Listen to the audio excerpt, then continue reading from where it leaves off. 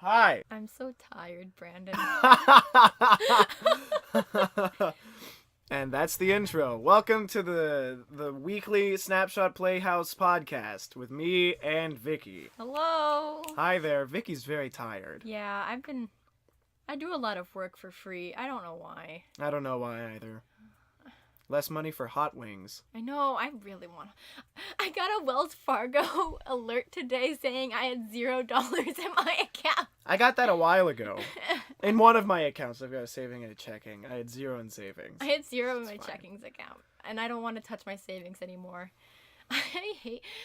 But you know what brought it over? I bought a $3 thing of Brewster's Reese's ice cream. I think it was like one of those like big old pint ones. Mm-hmm. And I ate almost the whole thing. Wow. And that's not good because I've only eaten 2 pieces of pizza and that today. And I'm like, why does my stomach hurt? That's why. That's why. It's empty other than empty calories. Yeah. I'm going to eat really well tonight, though. Uh-huh. Yeah. I'm so sorry, Brandon. It's okay. It's fine. I'm not salty. I know you're salty that I can't go to dinner with you tonight. I'm sorry. Okay. I really wanted wings, but I'll just play Bloodborne. I'd already made plans. I'm sorry. We'll just go another time. I really want wings, though. Let's go another time. And I was gonna pay for you because you swiped me in before. I know. Okay. So. All right, let me move it a little closer to you. Perfect. Say something. There we go. Beautiful. Beautiful. Okay. So I'm going to move the laptop a little bit this way so you can see how well you're coming up on the audio pickup. Sounds Gucci. Sweet. Okay. So, what do we have on the list today? All right, our first question is, what makes movies emotional? So, I'm going to tell you this now. I've only cried during 2 movies ever in my life. Which were? Well, the first one was Schindler's List. That's one to cry through. It's so depressing. And Absolutely. But it's so good. It is. It's very good. Highly recommend you watch it. The reason I had watched that movie is because it was on the list of movies to watch for AP Lang. Mm-hmm. And I was just like, oh, okay, because we were supposed to do a review on it. And we were just like, okay, well, this doesn't seem like a bad one. I'll do Schindler's List. And I watched it with my mom, and then I didn't know it was really long, and it was so sad. It's super long. It's super freaking long. I cried. And the second one was Storks. Storks? Yeah. You know that old, not old, but 3 years ago, the animated movie? The animated movie where everyone has really thick eyeliner. What the fuck, Vicky? I cried during the end of Storks. What the fuck? Because it's a really emotional ending. What other movies have you seen that people have cried to? Well, okay, name some. I don't know. What movies have I don't think I've cried through many movies at all. Maybe. I don't know. Never mind. Yeah, because what are some typical cry movies? Because I don't watch Marley and Me. I watched Marley and Me. I didn't cry, but I felt really bad. Oh, of course. Dogs dying always makes me feel bad and mad, but mostly bad. How about? I don't know. Let's think. Apparently, people cry during the Emoji Movie, but not because of its emotional value. Because there was so much pain. Yeah, just so much pain. Jesus. A lot of people cry during Pixar movies. Mm-hmm. I don't. Yeah, I try to cry during Pixar movies whenever I'm with my friends, and it just doesn't work. I have one friend who always cries during the beginning of Up, and I tried to cry during when I'm watching Inside Out, because that one was the least amount of cry worthy for me. Listen, but it had a lot of personal value, I guess, for a lot of people. So yeah, I didn't cry during that one. No, Schindler's List and Storks. Those are the only 2 that I've ever cried for. Mm-hmm. It's only the end of Storks, too, because it's such a good ending. It doesn't make a lot of sense, but also it's such a good ending. Also don't really want to see it. You should see I saw Storks. The trailer and I was like, that looks kind of stupid. You should watch Storks. It's a good... Guys, listen, my 50-year-old father thinks Storks is a good movie. Well... And he doesn't... I might. I don't know. But what makes a movie emotional? Yeah. So, first you have, the really, objective things, the music and the storytelling and how the color is and everything. Mm-hmm. And I actually... my lesson teacher told me something really interesting, that in Hollywood, or at least directors of movies, they find the best storytellers in every aspect of a movie, like when it comes to lighting and when it comes to the theatrics of it all, that every single bit of a movie has to blend into your emotion. And I don't know if I talked about this in the last podcast, but there's actually, I think I've told you about this, but not here, where there's actually a person that a lot of movies will send their movies to, and he'll like change the sounds and change the levels of everything to like fit the emotional experience of the movie. Like, you know, in the last Star Wars movie, did you watch that?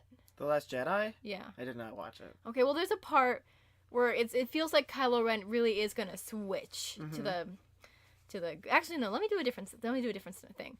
The enemy ships are given like the decibel of their sound is purposely like that to seem more menacing and evil than the good guys' ships. Yeah, that makes sense. So, and it's like he'll also change the decibel of someone's voice so that it resonates better with a person. So it's like, okay, there's a lot that goes into making movies. Yeah. But of course it has to have like a good plot. Like, or else it just falls flat. Yeah. You don't care about it. Like, where was that? There was that one movie. It was like about social networking, and it had like the Emoji Movie. No, not. I think it had like Emma Watson in it. It was a really bad movie. I don't know why she was in it. It was so bad. Highly recommend you read the Wikipedia on it. Don't watch it. What movie was it? I don't remember. It just knows on social media. It's about social media and how it affects the world. And I tried to have this whole deep meaning, but it just kind of fell flat. I don't know. I'm sorry, Hermione. Hermione. Okay. What do you think makes an emotional movie?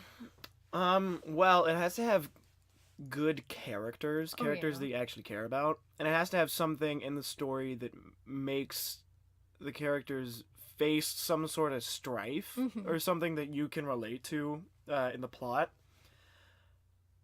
I just think that if you take away all the sounds, all the everything, if you have good characters and a good plot, and the plot is emotional, the plot is sad, that's all that you can have a good movie. I don't care about the sound or anything. I just remember being really, like, back before I hit double digits in my age, which was not too long ago. I just remember seeing a lot of commercials for Jennifer Aniston chick flick movies. Yeah, like rom-coms and stuff. Where did those all go?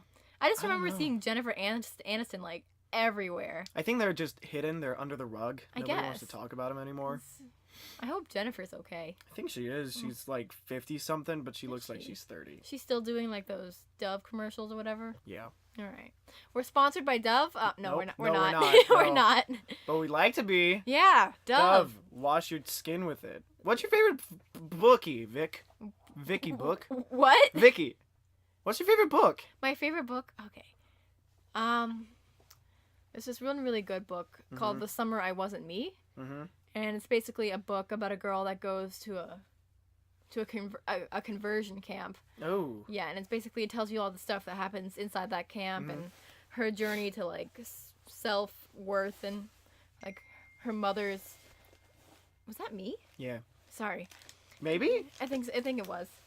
And like. Oh, your iPad. Yeah. And her mom's like acceptance of her. It's a really good book. Highly recommend you read it.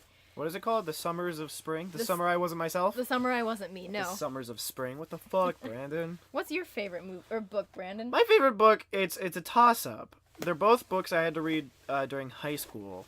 Either Atonement or The Catcher in the Rye. It's one of those two. I still don't... The Catcher in the Rye is the only book I've ever cried during. I cried twice. It was probably because I was on the verge of a mental breakdown during the end of it. And The Catcher in the Rye, I just really related with Holden. Yeah. There's, I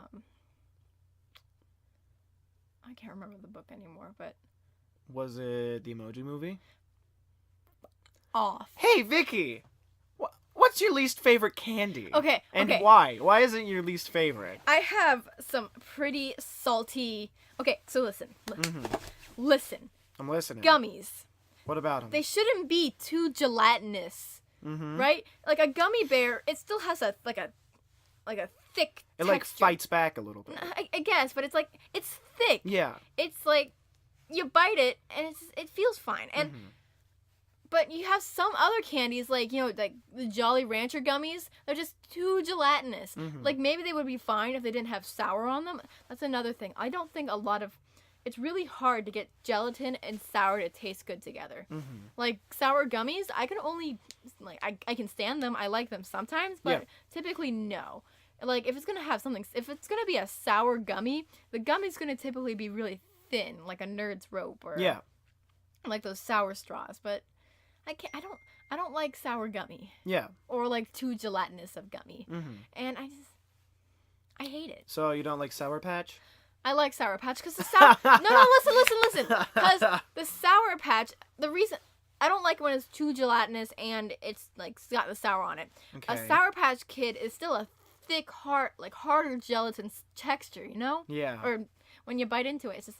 But then there are other things where it's just it's a chewy gum. Yeah. But it's also sour. Nothing makes sense. It tastes too sweet and artificial. Yeah. And yet too sour. I hate it. I hate Jolly Rancher gummies. Mm-hmm. And let's see what else. I hate I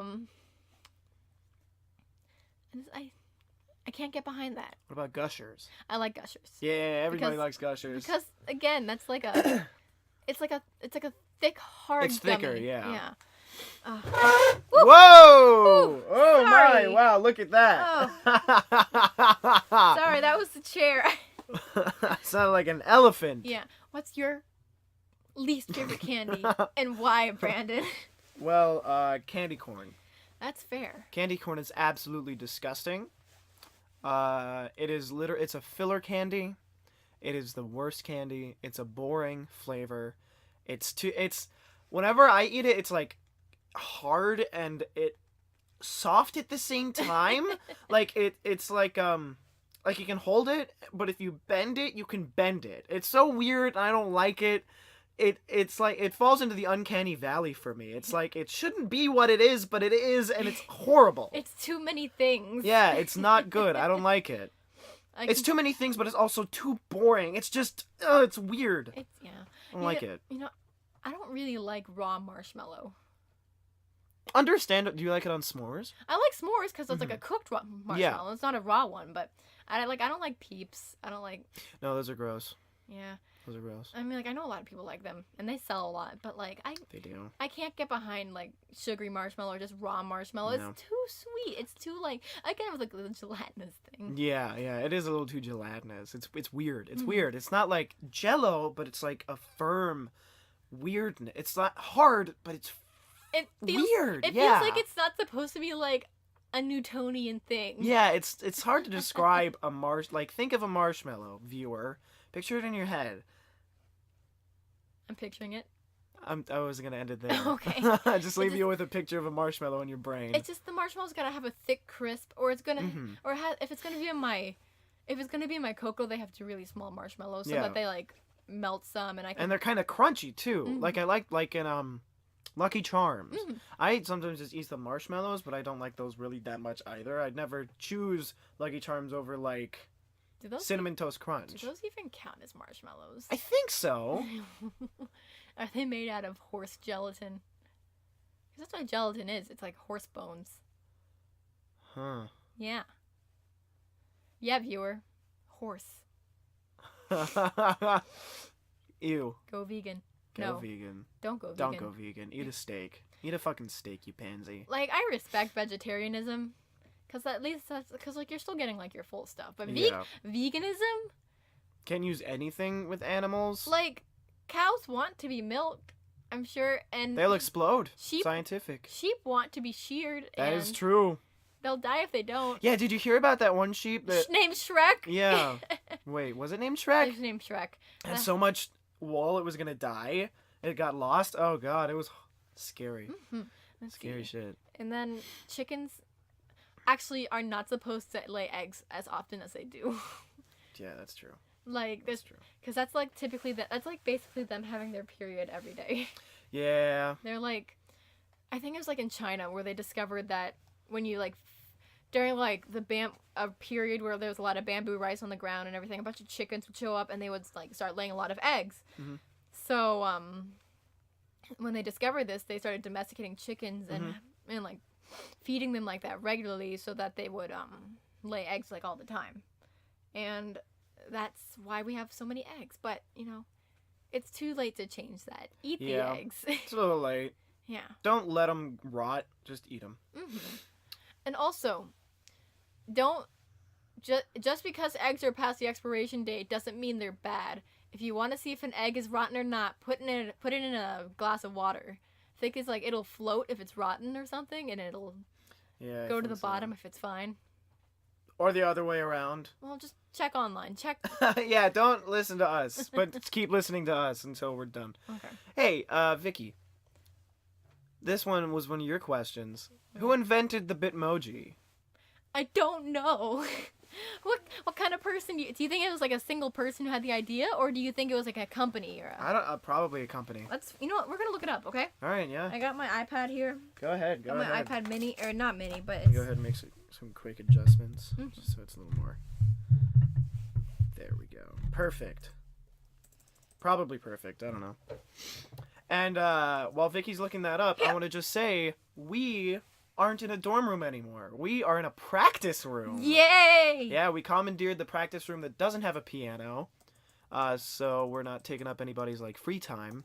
Anybody who needs a piano. Okay. So I want you to guess the first 3 things that came up when I wrote who invented the... Who invented the... You get 3 tries. Airplane. No. Shit. Pencil. No. Shit. Who invented the Bible? No. That's not a thing you can really invent. What were they?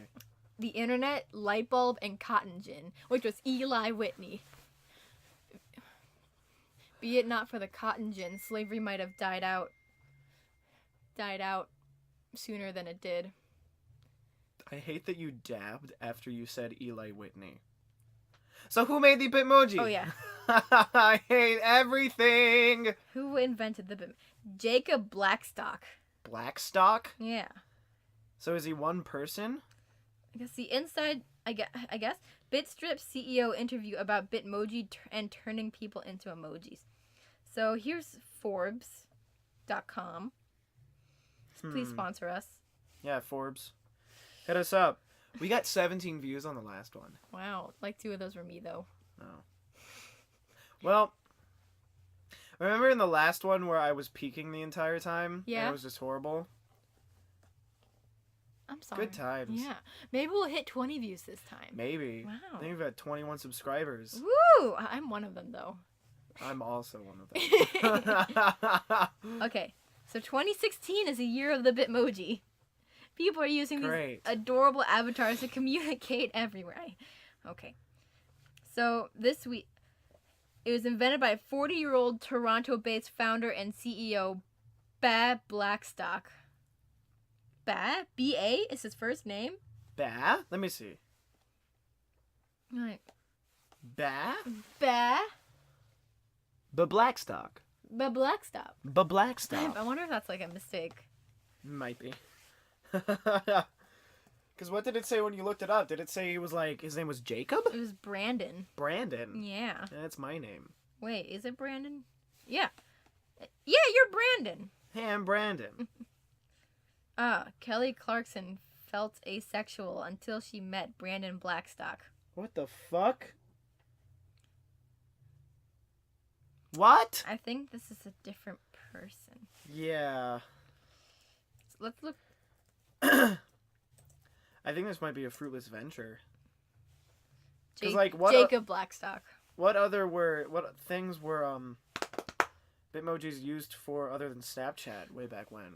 His middle name is Ba. How does that even make any sense? He's Jacob Ba Blackstock. Jacob Blackstock. Yee. Okay, so Snapchat pays $100 million for Bitstrips. So he's the CEO of Bitstrips, and then Snapchat bought that from him, I guess. Okay. Yeah, Jacob Blackstock, guys. Jacob Blackstock. What a great last name. Yeah, Blackstock. I might use that for our campaign. Our campaign. Oh yeah. Yeah. We're playing D&D. Yeah, we are. The other people would get their fucking backstory is done. Yeah. I'm trying to censor myself. We don't make any revenue though, so it doesn't matter. Doesn't matter. It might keep us from being found by people, but who heckin' cares, my guy? Skiddity bop bop, yeah. Dab. All right, now we're gonna move on to the next topic.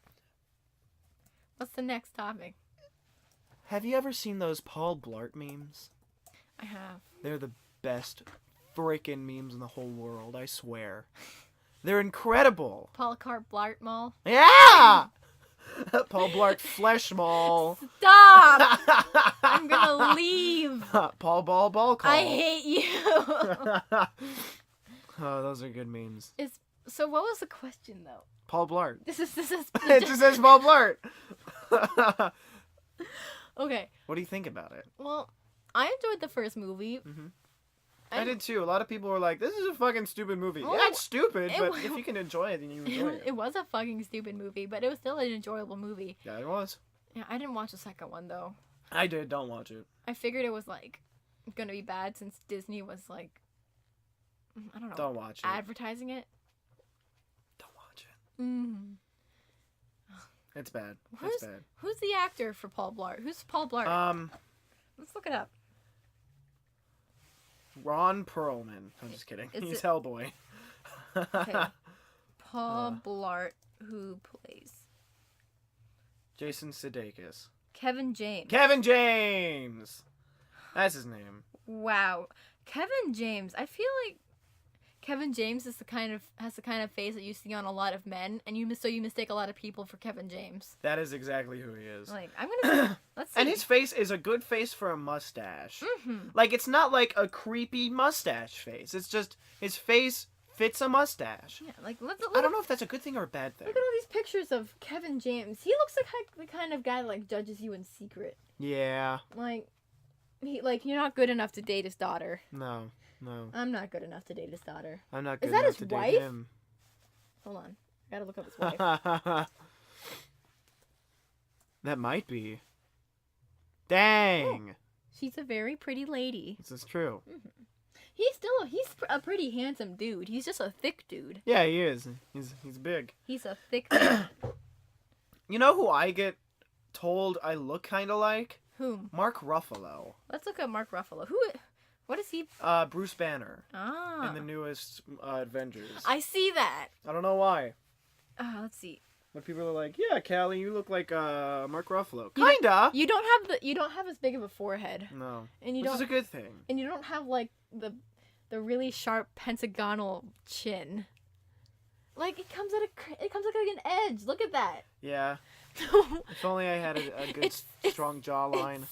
It looks like a chisel. That is true. That is true. That also that image might be photoshopped. So that's right.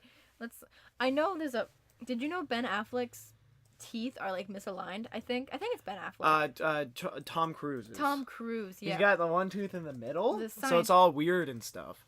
I'm gonna look up Tom Cruise Scientology. Oh, he left Scientology? Ooh, lit. Oh, never mind. Tom Cruise not quitting Scientology for daughter. Oh. Well, never mind. It's the exact opposite of what you said. While you're looking this up, Vicky. Yeah. You know those Cinnamon Toast Crunch commercials where the cereal eats itself? I hate those. Those endorse cannibalism, and I hate it. But do they?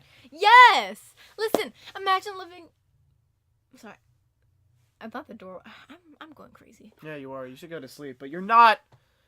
No. Okay. Listen. Imagine living in a world where your best friend might just like eat you because you just look so delicious. Like, imagine where your life had such little value to your friends that they would consume you. Is it so little value, or is it the highest form of flattery? To be eaten? Yeah. Like, without, like, any... I don't know. What's the Cinnamon Toast Crunch culture? I'm gonna look it up. Or not that, but listen. This is the episode where Vicky looks up everything. Because I have... Okay.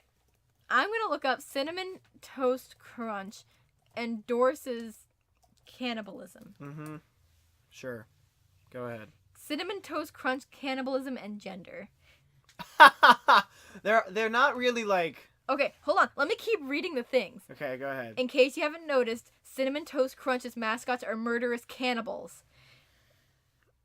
Cinnamon Toast... That's so weird looking. Sorry, Vicky. Continue. Murderous, cannibalistic. I'm just reading the titles of these. Cinnamon Toast Crunch cannibal and suicide food commercials. What's with the cannibalistic cereal? Cinnamon Toast Crunch supports cannibalism. Am I right? Am I right? Up top. Don Hatzfat on Twitter. Commercial on TV for kids cereal showing all the cereal bits whizzing around in space. Tiny disclaimer beneath reads, not a flying cereal. What? So there isn't like a specific culture inside of the commercials. Like I don't think it's a form of flattery. Look, it's even like it's a meme. America's most well-known cannibals. I hate those commercials. Fair enough. Because even if it doesn't like endorse cannibalism, hold on. They're still freaking weird. And it's like they're eating each other. That gives me such anxiety. Like just at one point in your life, you could just like be backstabbed and consumed. Yeah, fair enough. Your life is alive. Over. Like you're still living. Like they lick and then they Yeah. And they set up traps for each other. That is weird. Like maybe they're like, I hate that. Yeah, that is weird. I can't trust a cereal like that. They do taste good though. Okay, I like the commercials where it's like something that only a kid's eye can see or whatever. What was? It's like a cinnamon toast, something that only a kid can see. Let's see. I can't keep looking things up. While you're looking this up, I wanna change the topic to something I didn't write down. But what was your favorite show as a child? Ooh. No. Not favorite show. What was the most influential show to you as a child? Oh, first off, why do kids love the taste of Cinnamon Toast Crunch? That's the Because it's super statement. sugar. Oh. Okay, but also I thought that was a question. most influential. Yeah. See, I still watch a lot of cartoons. I do too. In my daily life. When I have time to. Yeah, like I'm pretty sure Steven Universe is just kind of it doesn't happen anymore. I don't know what happened to it. I never watched it. I was told I looked kind of like Steven. You do, and you would enjoy it. So I got the curly hair. Mainly because you'd be able to sing along to all the songs inside of it. Great. But so I watch a lot of SpongeBob. Codename Kids Next Door. That's cool. Camp I could see a character like you on that show. Codename Kids Next Door. I would love to be. Let me keep thinking. Because a lot of these shows I watched after they stopped airing. Oh, yeah, I feel that. Yeah. Then Avatar: The Last Airbender. I have only seen like 3 seasons. I have all of... No, I don't anymore. Amazon took them off. Let me just list off some, and then I'll like figure out which one was most influential. Yeah. So there were those. I really wanted to watch more of Generator Rex, but I never got into it. And then like that second series of Ben 10 where they're like teenagers. Yeah. I like those. Yeah. But after that it was just garbage. Let's think. Oh my god. I watched a lot of Code Lyoko. That's a pretty influential one for me. What show was that? That was the one. Oh wait, no. My most influential stuff is Totally Spies. Yeah. I don't know that one. That's the one that was like, do you know Miraculous Ladybug? Nope. Okay, well, it was made by the same guy, and I think it was like a French-based cartoon, and then it was translated into like English. I almost said American. English. And it was basically about three teenage girls who were spies, and I really liked that because it's just like really kick-ass girls. Yeah, that makes sense. Girl power. Really good looking. Girl power. I had a crush on all of them. Yeah. But so I watched a lot of Totally Spies. Maybe, What about you? What was maybe I've seen. Okay, yeah. Do you think we would get like blacklisted if I played you the Totally Spies theme song? Maybe. But there aren't even any words. Oh, there are words. There are words. Well, that doesn't matter. If it's copyrighted, it's copyrighted. And it goes like. There are so many different openings for like each season. Oh, Vicky. Oh, Vicky. What? Nothing. I love that show. I still watch that show.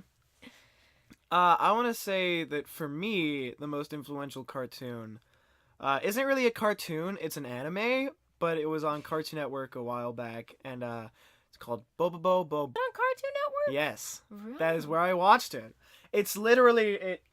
I know what it is, but it shaped my humor into what it is. It's like Eric Andre, but in cartoon form, because it's so ridiculous, and I love it so much. Oh, it's so good. And sometimes when they're fighting like bad guys, they'll do something absolutely ridiculous, and the bad guy will join in on it. It's so freaking good. I love it. But nobody else did. When I would talk about it, they'd be like, "Brandon, you're stupid." So I got upset. Oh, I'm sorry, Brandon. Get the heck out of here with that hiccup. Fuck you. What other cartoons were there? I watched Camp. When I first saw Camp Lazlo, It was a really good show. I really hated it when I first saw it. Oh, come on. But then, like, after I started watching it, I was like, wait a second, I like this. This is my humor. This is my sense of humor. Yeah. Also, my gym partner is a monkey. I watched that. And one of my super favorites, Teen Titans. Love Teen Titans. Like the original. Binge watched a ton of Teen Titans.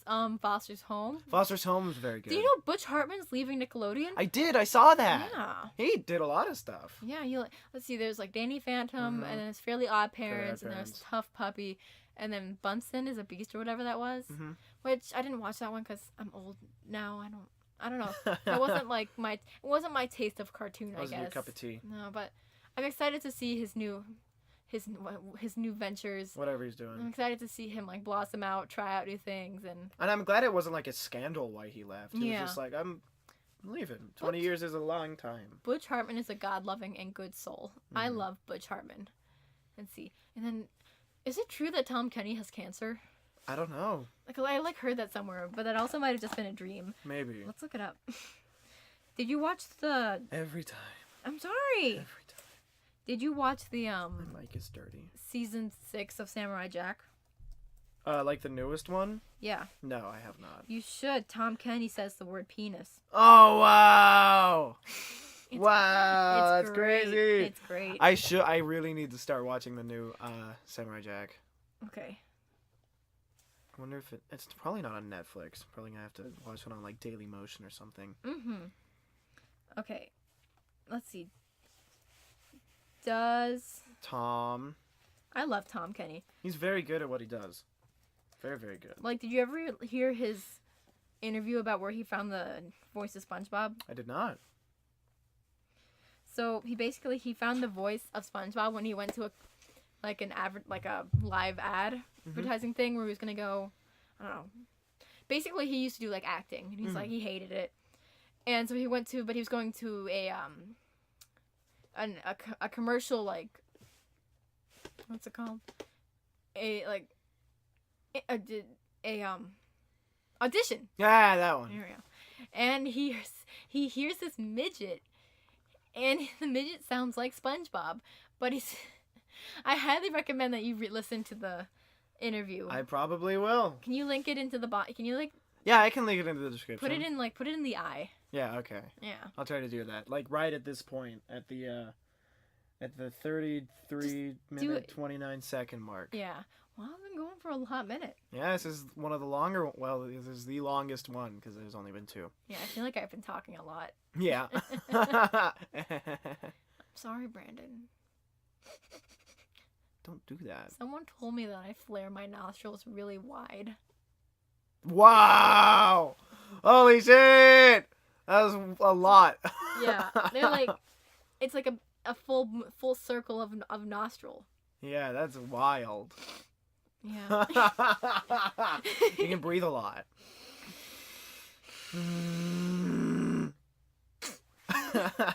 Okay. Well. All right. Do you want to call that the end of our podcast then? Yeah, sure. We got 40 minutes in. Yeah, well, 30 something. Well, that's still a good bit. Yeah, it is. Thanks for watching, kids. Hope you enjoyed it this time. And remember, look up Tom Kenny's thing, and also tell us in the comments below if Cinnamon Toast Crunch advertises cannibalism. And also, like subscribe, I guess. Yeah, let's see if we can get to 22 subscribers. Or 25 by like the end of the Whoa! semester. I would love 25. That would be crazy. All right, thanks, kids. Bye. Bye.